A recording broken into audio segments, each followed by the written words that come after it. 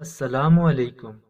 ایک مرتبہ کہیں دو میاں بیوی رہتے تھے، صدق و محبت اور دوستی کے رشتوں میں جڑے ہوئے، مگر طبیعتوں کے لحاظ سے ایک دوسرے سے قطعی مختلف۔ خاوند نہایت پرسکون اور کسی بھی حالت میں غصہ نہ کھانے والا، تو بیوی نہایت ہی تیز و ترار اور معمولی سے معمولی بات پر غصہ سے بھڑک اٹھنے والی۔ ایک بار دونوں میاں بیوی ایک بحری سفر پر نکل کھڑے ہوئے۔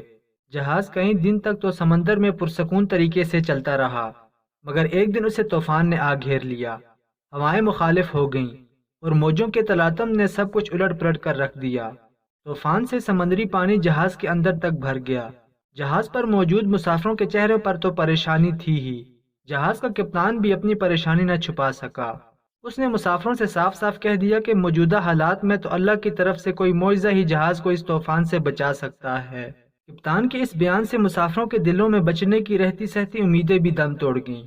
موت کو قریب پا کر مسافروں نے خوف سے چیخنا اور چلانا شروع کر دیا۔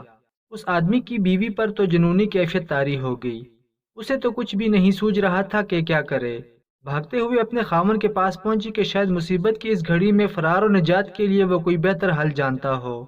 یہ دیکھ کر تو اسے اور بھی طیش آ گیا کہ گردنواں میں مسافروں کے آہ و پکار سے مچی قیامت سے بے تعلق اس کا خاوند حسب سابق پرسکون طریقے سے بیٹھا ہوا ہے۔ بیوی نے جھلا کر خاوند کے گریبان میں ہاتھ ڈالا اور اسے جھنجھوڑ ڈالا اور چیختے ہوئے بولی کہ تم کیسے بے حس انسان ہو۔ اچانک خاوند کی آنکھوں میں سکون کی جگہ غصے کے آثار دکھائی دیے۔ اس نے اپنی جیب سے ایک خنجر نکال کر بیوی کے سینے پر ٹکا دیا۔ سپاٹ چہرے اور خشک لہجے میں اس سے پوچھا، اب بتا اس خنجر سے ڈر لگ رہا ہے کیا؟ بیوی نے خاوند کے چہرے پر آئی ہوئی خونخواری کو نظر انداز کرتے ہوئے کہا، نہیں۔ خاوند نے پوچھا کیوں؟ بیوی نے جواب دیا، کیونکہ یہ خنجر ایسے ہاتھوں میں ہے جو اس سے پیار کرتا ہے اور اسے ان ہاتھوں پر مکمل بھروسہ بھی ہے۔ خاوند نے مسکراتے ہوئے کہا، بالکل اسی طرح ہی تو میری مثال ہے۔ یہ خونخوار اور پرہیبت موجیں اس ہستی کے ہاتھوں میں ہیں جو مجھ سے پیار کرتا ہے اور مجھے اس ذات پاک پر پورا بھروسہ بھی ہے۔ پھر ڈرنا کس بات کا؟ اگر وہ ذات پاک ان سب موجوں اور طوفانی ہواؤں پر مکمل تسلط اور قابو رکھنے والی ہے تو دوسری طرف ہماری موت زندگی کا اختیار بھی اس کے قبضے میں ہے۔ موت کا وقت معین ہے۔ اگر زندگی ہوگی تو وہ ہمیں اس طوفان سے بھی نکال دے گا۔ اگر آپ بھی زندگی کے موجوں سے لڑتے لڑتے تھک گئے ہیں اور حالات آندھیوں کی مانند تمہیں مخالف سمتوں میں دھکیل دیتے ہیں تو مت ڈریے کہ اللہ سبحانہ و تعالیٰ آپ سے پیار کرتا ہے۔ وہی تو ہے جسے ہر طوفان اور ہر آندھی پر مکمل قدرت ہے۔ وہ ہمیں اس سے بھی زیادہ جانتا ہے جتنا ہم بھی خود کو نہیں جانتے۔ وہ ہمارے سارے رازوں سے واقف ہے۔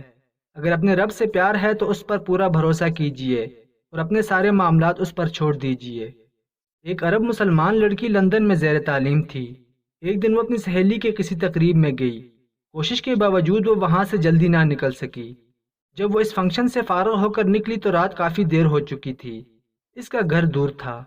گھر جلدی پہنچنے کا ذریعہ زیر زمین چلنے والی ٹرین تھی، لیکن وہ ٹرین سے سفر کرنے سے کچھ خوف محسوس کر رہی تھی، کیونکہ برطانیہ میں اکثر رات کے وقت ٹرینوں اور اسٹیشنوں پر بہت سے جرائم پیشہ اور نشہ میں دھت افراد ہوتے ہیں۔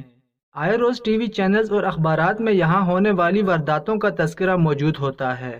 چونکہ اس لڑکی کو زیادہ دیر ہو چکی تھی اور بس کافی وقت لے سکتی تھی، اس لیے اس نے بہت سے خدشات و خطرات کے باوجود ٹرین میں جانے کا فیصلہ کر لیا۔